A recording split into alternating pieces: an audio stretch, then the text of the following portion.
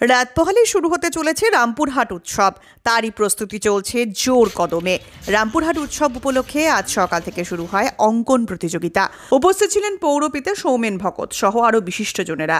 এই রামপুরহাট উৎসব চলবে 3 দিন ধরে। তারই মাঠ পরিদর্শন করলেন পুরসভার পৌরপিতা সৌমেন ভকত সহ কাউন্সিলররা। রামপুরহাট পুরসভার উদ্যোগে আগামী 16 জানুয়ারি থেকে 3 দিনের রামপুরহাট উৎসব হতে চলেছে। এবার উৎসবে থাকছে নানা চমক। উৎসবে স্থানীয় শিল্পীদের সঙ্গে থাকছে ইমন চক্রবর্তী, প্রাঞ্জল বিশ্বাস ও সাধনা সরগম। এই শিল্পীদের আসার অপেক্ষায় রয়েছেন রামপুরহাটবাসী। গত বছর দায়িত্ব নেওয়ার পর শহরবাসীকে আনন্দ দিতে উৎসবের আয়োজন করেন পৌরপিতা সৌমেন ভকত। এবার 16 জানুয়ারি থেকে 18 জানুয়ারি পর্যন্ত চলবে রামপুরহাট উৎসব। 16 তারিখ স্থানীয় শিল্পীদের নিয়ে অনুষ্ঠান, 17 তারিখ ইমন চক্রবর্তী ও 18 তারিখ সাধনা সরগম ও প্রাঞ্জল বিশ্বাসের অনুষ্ঠান। সম্ভবতই এই 3 শিল্পীর অনুষ্ঠানে মেতে উঠবে দর্শক। পুরসভার এই উদ্যোগে খুশি শহরবাসী।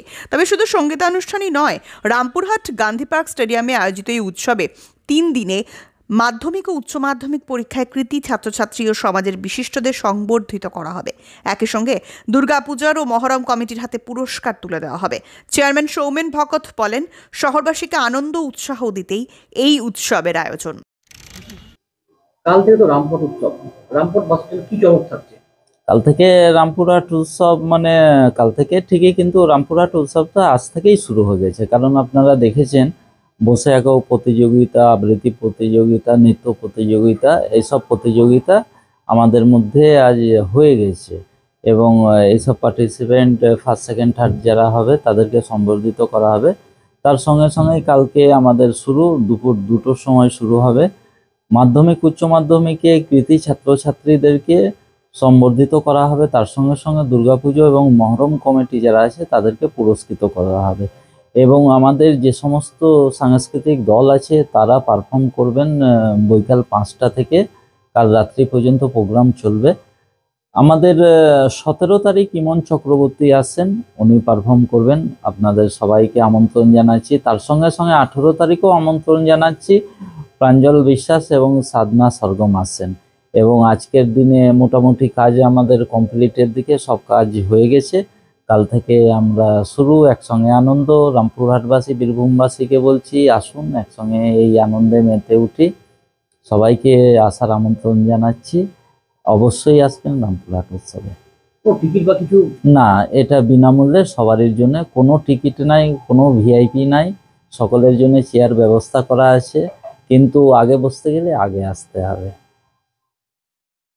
আর কলকাতা বা বর্ধমান নয়, এবার এক ছাদের তলায় সমস্ত রোগের উন্নত মানের চিকিৎসা পরিষেবা পেয়ে যাবেন মল্লারপুরের বিএনএস আয়ুষ্মতি হাসপাতালে।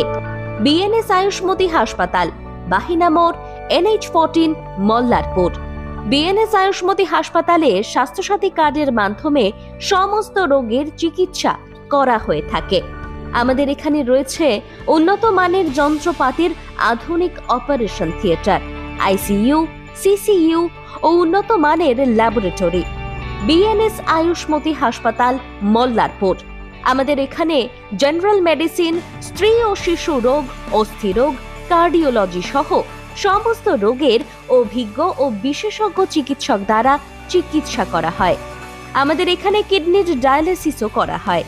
আমাদের ঠিকানা বিএনএস আয়ুষ্মতি হাসপাতাল, মল্লারপুর, NH14, বাহিনা মোড়ের কাছে।